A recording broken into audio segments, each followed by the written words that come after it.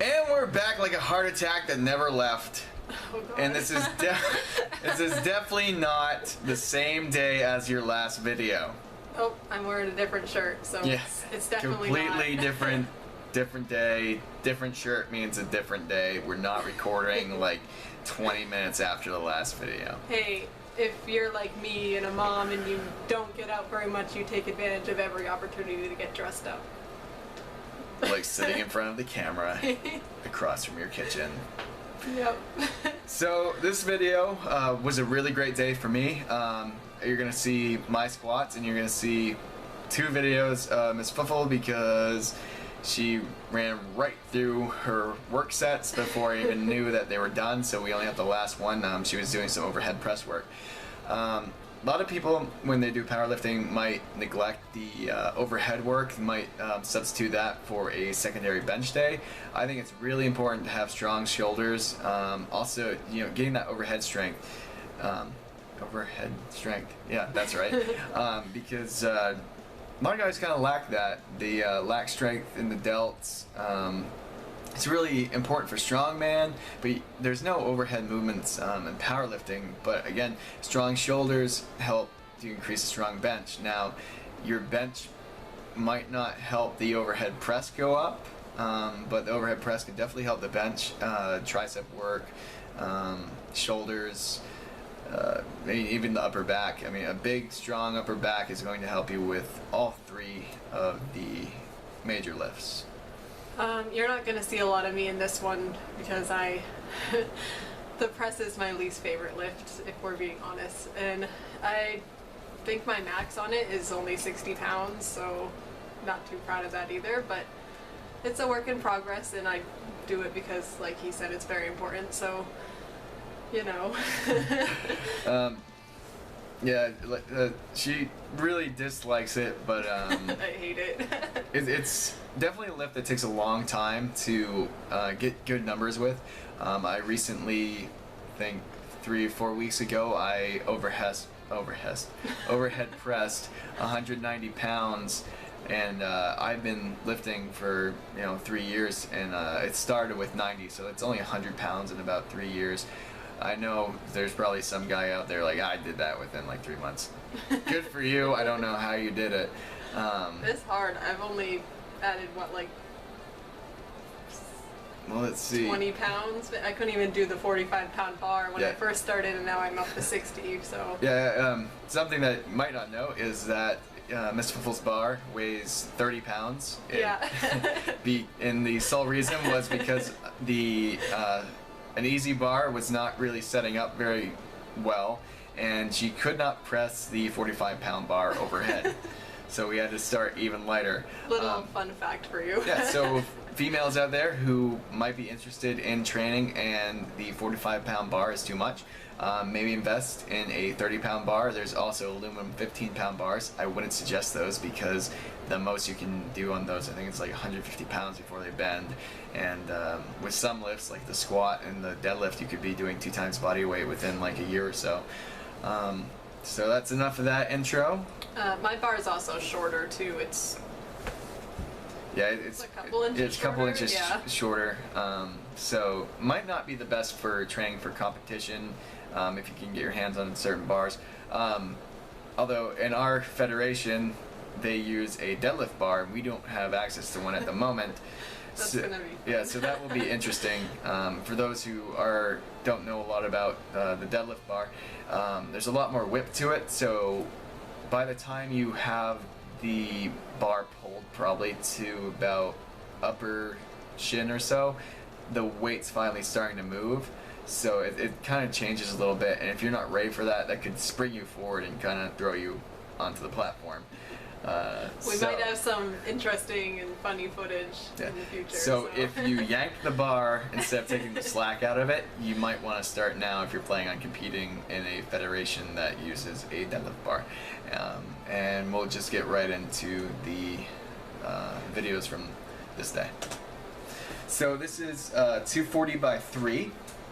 The idea that I like with squats is I want them to move as fast as I can get them to go. You'll see I kind of dive bomb a lot. A lot of guys don't like doing that.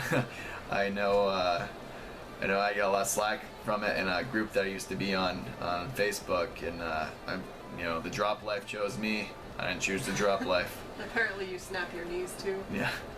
Oh, so I think this is my only video we're gonna see. So this is 50 for 3. This was my 3rd working set, I believe. So I had done, let me check really quick. I had done 40 for 3, 45 for 3, and then this is my 50 for 3. And some of you might be able to tell my left arm likes to flare out. It's an issue I've been having since the start. It's very frustrating because I don't feel it doing it, and I try very, very hard to keep my elbows tucked in, but it still comes out. So actually, if anyone has any suggestions to help with that, I'd really appreciate it. Yeah, one of the key cues that I've been giving Ms. Fuffles is to brush your boob with your elbow. Yeah, seriously. Which she must think that her bust is a little bit bigger than it is. So anyway, this is this is 270 by 275 by 3. Again, I think I might have slowed down the reps a little bit, because one thing I do notice is when I go towards singles that it will pitch me forward. One thing you'll also see is that I really drive my hips through, which kind of forces my knees out to the side as I get to the top. I'm trying to get to the point where I can just leave my knees in one position, but right now this really works for me. What happens is, as I start pushing, my quads want to take over, and that causes me to kind of start to pitch forward. But if I drive my hips in really hard, again pushing the knees out also, it makes the lift a lot easier. This is a beltless PR for me. I did 310 for 3. Slowing down the reps again, you can see they look a lot better. I still have a little bit of a knee dance, but not as much. If you don't know what I'm talking about, when I come to the bottom here, my knees kind of come in and then you see them push back out. They swivel a little bit, yeah. And that's probably due to a lack of hip strength. Alright, so this is my assistance movement. I'm doing, I believe I was doing 5 sets of 3 reps at 65 pounds, which actually we found out later that weight was actually heavier than it was supposed to be. Yeah, I do all my calculations off an Excel template, and I must have adjusted something because it's pulling the numbers from the wrong spot. So these numbers were a bit heavier than they probably should have been. But it's good to get that extra work in, especially in the competition style stance, just so you're more primed for it. Here is my planned opener. I might go a little bit heavier than this. Actually, I believe I have it on the screen at 330, but I believe this is actually 345. Yeah, I ignore what I just said. Anyway, this is my planned opener of 345. That's why I set these videos up on the computer and we watch them as they go, so I can do the commentary, and I annotate them. And so if you ever notice that I'm stumbling over numbers and they don't seem right, that's why. So this is me taking my opener at 345. You see, I get really tight, really slow down the descent, and no real knee swivel. I was really happy with that. With that really set, good too. I was very happy with that. Now this next weight, full of errors today. This next weight's 375. It's actually a 10-pound PR for me. I've got 2 small PRs lined up. I haven't gone for any type of max in my squat for quite a while, probably about, I don't know, 4 or 5 months. I used to pretty much max out at the end of every 6-week cycle that I did. So this one is 375. My plan is to hit 405, and this one felt really good. It looks kind of like a grind towards the end of it, but it felt great. And you can see how my legs come in to try to take over some of the weight. And if you saw my 365, it looked nothing like that. That other one was very nasty looking. And for my accessory work, I did rack pulls around mid-shin, 320 pounds for 3 sets of 5. I like these because 5 sets of 3. I have 5 sets of 3. I like these because I have weak, kind of have weak glutes. So when I go try to lock out my deadlift, sometimes my back might be a little bit rounded because I just don't have that strength there. So what I'm trying to do is really strengthen the glutes and strengthen the hips, so that way when I get the bar up, around mid-thigh, that I can just jam, pretty much jam my hips right through, and not have to worry about my back rounding or being too far away from the bar. My form used to be awful with deadlifts. My back would be extremely round. You used to fish pole so bad, like hinge and. If you've ever we'll show that later. Yeah, if you've ever seen someone catch a really big fish, that's what my back looked like.